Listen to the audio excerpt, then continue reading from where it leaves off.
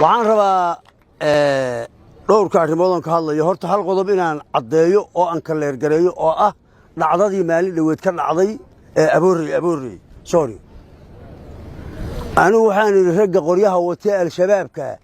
iyo kuwa sirdoonka ee faltamaya madaxooda lacag baan saarnay allah subxaanahu wa tacaala wiilka anigu aan dhalay dembigaan anigu la yimaadana anaa iskale wiilku dembiguu la yimaado hadduu qaan gaaranaa saa iskale taasi soo ma cadda dembigaan anigu galay wiilkayga ma ilaahay muu cinqaabaya waa maya sabab loogu cinqaabaa ma jirto waa ku keligood waxaa aanay ka hadlana ka mid maahayn in caddeeyaan rabaano birimageydadu kuma jirto wax la dilayo carruurtu kuma jirto dumarku kuma jiro dadka birimageydada oo kuwaa waxaa loo baahan yahay in la xanaaneeyo laga saaro hawsha shiddada ay ku jiraan artiirkaas waxaan rabaa inaan saa u qeexo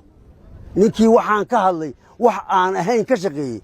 aniga laguma dabaqi karo arrintaan ka hadlay soomaali inay fahamtaan rabaano